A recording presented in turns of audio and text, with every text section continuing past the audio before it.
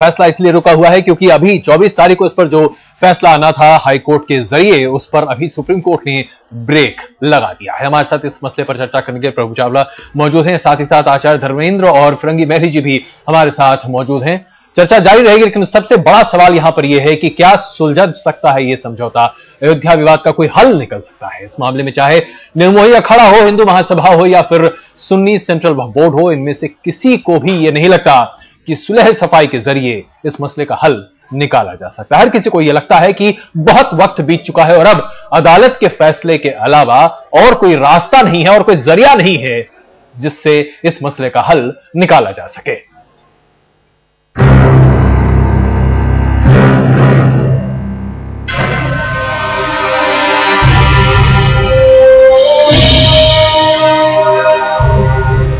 अयोध्या जमीन विवाद में सुप्रीम कोर्ट ने इलाहाबाद हाई कोर्ट की लखनऊ बेंच के फैसले पर रोक तो लगा दी।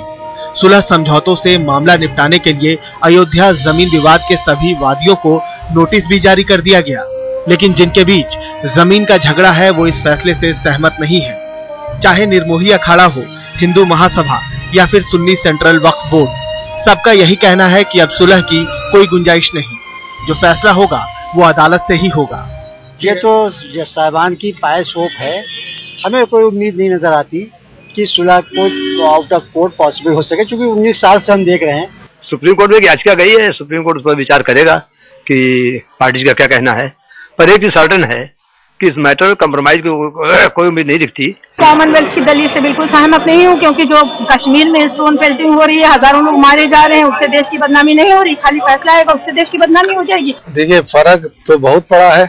फर्क ये पड़ा है कि 7 रोज का जो टाइम निकला है, इसमें वो नेगोशिएशन जो टूट गई थी फिर से शुरू हो सकती है, और हम तो एकदम आशा करते हैं शायद हो भी जाए।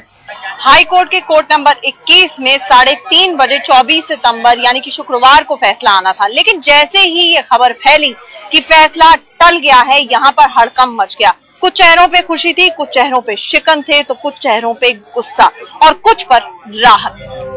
सुप्रीम कोर्ट का आदेश सुनने के बाद सबसे ज्यादा बेचैनी उन लोगों में है जिन्होंने पिछले 59 साल मुकदमेबाजी में गुजार दिए और अब बेसब्री से हाई कोर्ट के फैसले का इंतजार कर रहे थे। मैं इस मुकदमे को 60 साल से झेलता रहा।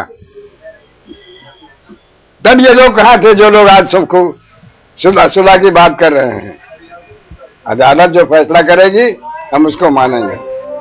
मुद्दई मानने को तैयार नहीं, फिर भी याचिकाकर्ता रमेश चंद्र त्रिपाठी को लगता है कि सुलह की कोशिश होनी चाहिए। अब सवाल ये है कि सुलह होगी किसके बीच। अयोध्या में बालकृष्ण और बनवीर सिंह और लखनऊ में आंचल आनंद के साथ अनूप श्रीवास्तव। लखनऊ आज तक। दरअसल सबसे बड़ा सवाल यही है कि आखिरकार बातचीत हो तो किसके बीच हो। प्रभु, बातचीत किसके बीच होनी चाहिए? और सबसे एक अहम बात यह भी है कि अभी आचार्य धर्मेंद्र ने कहा कि एक नुमाइंदा चुन लेना चाहिए। क्या ये संभव है? इस पर है नहीं ना, वही आचार्य धर्मेंद्र यही तो कह रहे थे कि किससे बातचीत हो। फैसला ये जो झगड़ा इस वक्त कोर्ट के अंदर है वो तो ओनरशिप लैंड का, टाइटल का झगड़ा है जी। मंदिर मस्जिद का झगड़ा कोर्ट में नहीं है। कोर्ट ने जो फैसला देना है कि ये जमीन किसके पास है। हिंदू कहते हैं हमारे पास है, अंसारी साहब कहते हैं हमारे पास है, और अंसारी साहब कह रहे हैं कि मैं कोर्ट का मानने के लिए तैयार हूं, तो बाकी क्यों क्या परेशानी है? कोर्ट का फैसला नहीं मानने के लिए तैयार है।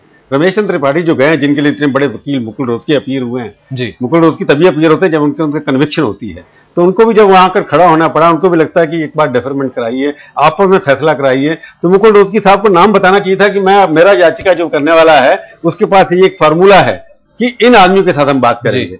कोर्ट में जाके ना कि आप जजमेंट हटा दीजिए, फैसले का मौका दीजिए, ये कोर्ट को बताइए। ओके, कोर्ट ने अच्छा काम किया, एक हफ्ते के लिए आपने टाइम दे दिया, कोर्ट ने एक बार ट्राई किया, आखिरी फैसला, ये सबसे बड़ी कोर्ट है, उनको ये नहीं लगना चाहिए गलती में हमने कोई फैसला किया है। परंतु मुकुल रोहतगी साहब को जाके कोर्ट में बताना चाहिए था कि मेरे पास जो वकील बंदा आया है उसने कहा कि मैं इन लोगों से बातचीत करके फैसला करूंगा। तो ये रोड मैप की बात जो आप कर रहे हैं प्रभु, इस पर हम चर्चा करेंगे। आखिरकार आगे बढ़ने का रास्ता क्या है, जरिया क्या है जिसके जरिए इस मसले का हल निकाला जा सकता है।